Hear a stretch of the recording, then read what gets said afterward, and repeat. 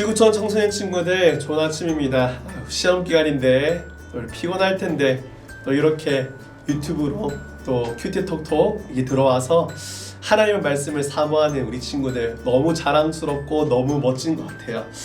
오늘도 하나님의 말씀으로 이 귀한 하루를 열어가는 참된 예배자 되길 소망하며 지금부터 큐티톡톡 시작하도록 하겠습니다. 2달 동안 계속해서 진행되는 말씀은 잠언 말씀이죠. 오늘 말씀이 28장 말씀 속에 어떠한 하나님의 뜻과 하나님의 마음이 숨겨져 있는지 우리 하인나 큐티법을 통해서 함께 나눠봤으면 좋겠습니다. 먼저 첫 번째, 하나님은 어떤 분이신가요? 하나님은 공정하신 하나님이십니다. 하나님은 공정하신 분이라는 거예요. 잠언 말씀을 보면 계속해서 의인과 악인, 그리고 말씀을 따르는 자와 말씀을 거역하는 자, 이런 식으로 대조하면서 말씀이 진행되어지고 있죠. 오늘 말씀도 보면 율법을 잘 지키는 자와 율법을 거스르는 자, 그리고 악인과 의인의 영향력에 대해서 이렇게 대조하면서 나오고 있습니다. 이렇게 대조하면서 말씀이 나오는 이유가 무엇이냐면, 여러분, 의인의 결과와 악인의 결과를 통해서 하나님은 반드시 그 결과에 대해 책임을 물으시는 공정하신 하나님이시다, 책임을 지게 하는 공의로운 하나님이다, 이런 것을 깨닫게 하기 위해서입니다. 오늘 본문 14절 말씀에 보면요, 항상 여호와를 경외하는 사람은 복되지만 고집쟁이는, 악인은 재난에 떨어진다라는 표현이 있습니다. 여호와를 경외하는 의인의 삶은요 반드시 복을 받지만, 반대로 하나님 앞에서 고집 부리는 악인들은 반드시 그 결과로 그의 인생 가운데 재난이 떨어진다는 이런 표현이 나와 있습니다.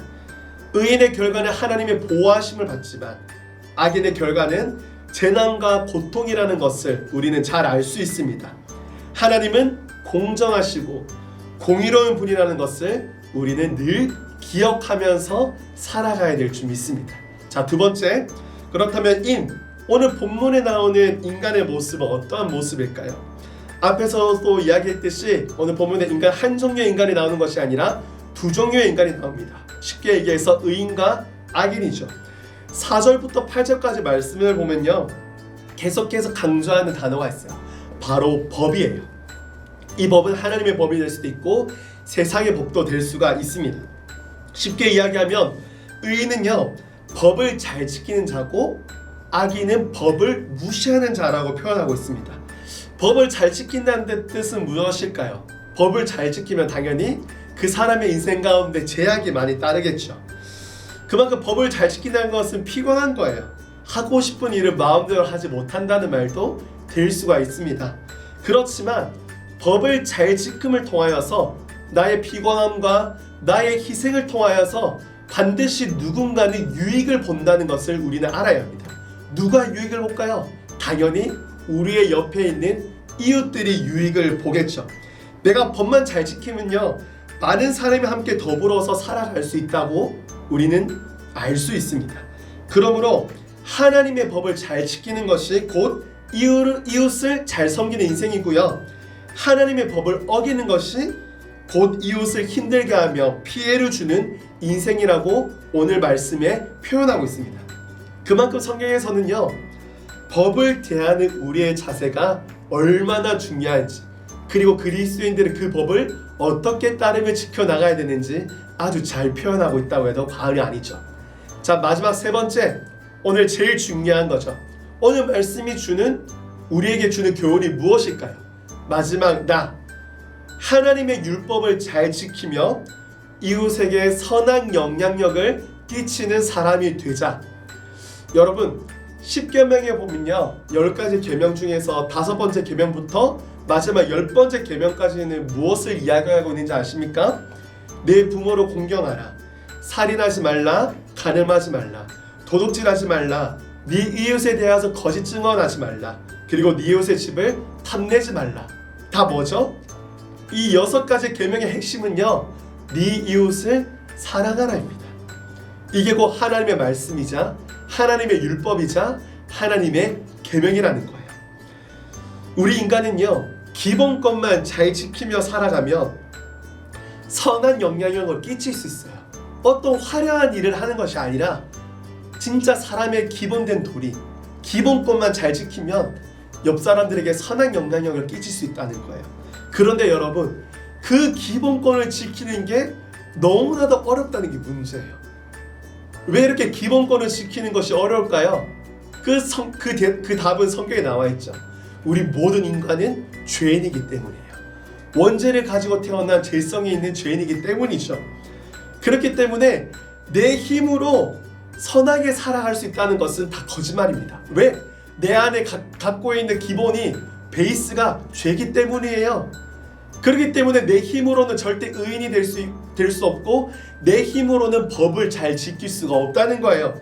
그렇기 때문에 성경에서 그렇게 이야기하는 바로 우리에게는 예수 그리스도가 필요하다는 거예요, 여러분.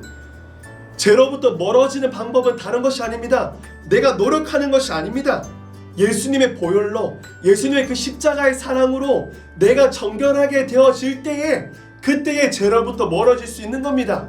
나의 죄성, 이 죄성을 덮는 것은 예수 그리스도의 보혈, 그 십자가 사랑밖에 없음을 우리는 깨달아야 되는 것입니다.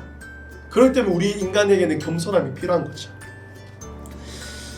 예수님을 사랑하며 자연스럽게 이웃을 사랑할 수밖에 없고요. 왜? 예수님의 마음이 이웃들에 가 있기 때문에.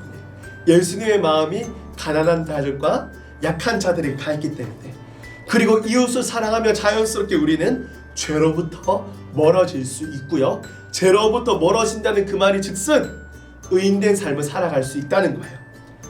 그렇기 때문에 여러분, 죄를 안 지으려고 노력하지 마십시오. 예수님 잘 믿으십시오.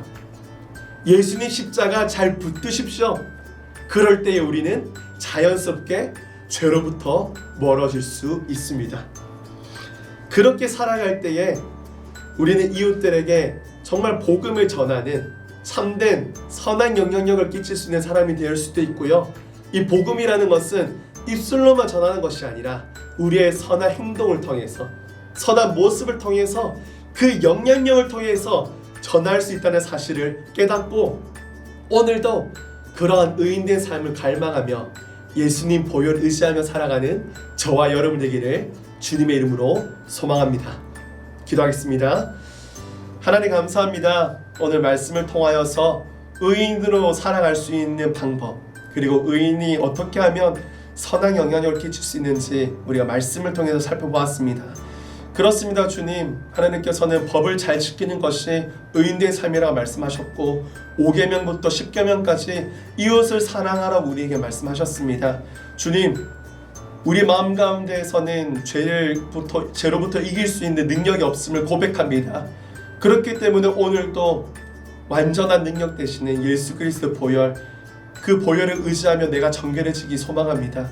그 정결함으로 이웃을 품을 수 있는 마음을 더하여 주시고 정말 말로만, 입술로만 예수님을 전하는 자가 되는 것이 아니라 나의 행동과 나의 모습을 통하여서 이웃들에게 선한 영향력을 끼침을 통하여서 그들이 하나님의 영광을 바라볼 수 있는 놀라운 그런 은혜가 내 인생 가운데 이루어질 수 있도록 주님 나를 사용하여 주시고 나와 함께하여 주시옵소서.